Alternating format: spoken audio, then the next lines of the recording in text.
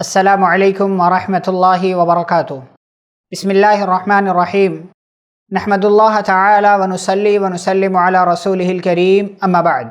معزز و محترم سامعین و ناظرین، ایک سوال لے کر آپ کی خدمت میں حاضر ہوں۔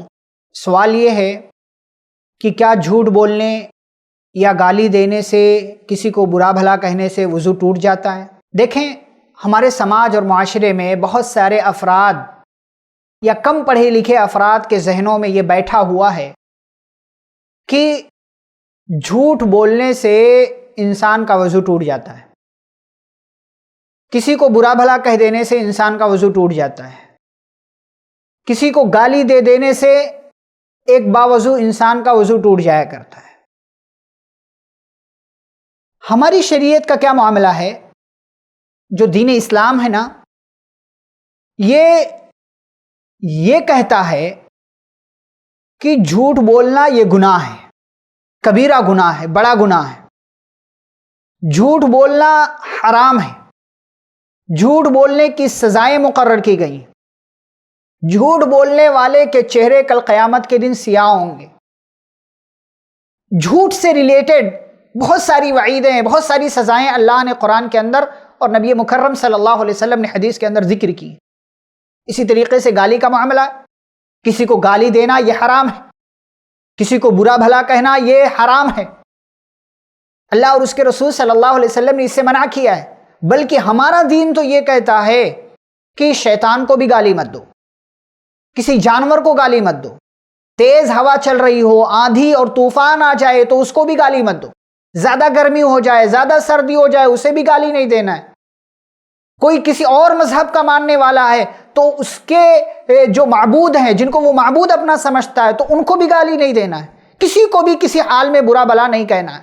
ہماری شریعت ہمیں یہ تعلیم دیتی ہے۔ لیکن جو یہ سوال ہے نا کہ کیا جھوٹ بولنے سے یا گالی دینے سے وضو ٹوٹ جاتا ہے، تو ٹھیک ہے، دیکھیں کہ جھوٹ بولنے کا گناہ اپنی جگہ، جھوٹ بولنا غلط عمل اپنی جگہ، اور گالی دینا، کسی کو برا بھلا کہنا یقیناً یہ گناہ ہے، یہ عمل اپنی جگہ۔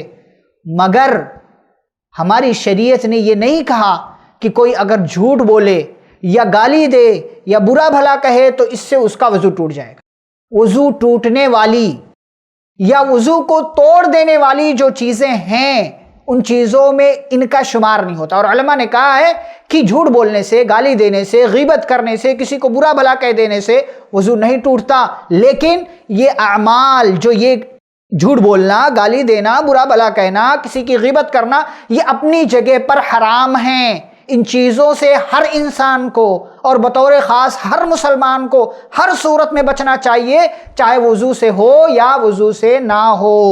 لیکن یہ کہنا کہ ان چیزوں سے یا ان غلطیوں سے، ان گناہوں سے وضو ٹوٹ جاتا ہے، تو یہ غلط تصور ہے۔ اس تصور کو ختم کرنے کی ضرورت ہے، یا اس تصور سے اپنے آپ کو بچانے کی ضرورت ہے۔ خلاصہ کلام یہ ہوا کہ جھوٹ بولنا، گالی دینا، کسی کو برا بھلا کہنا، کسی کی غیبت کرنا یہ گناہ ہے، یہ جرم ہے شریعت کی نظر میں۔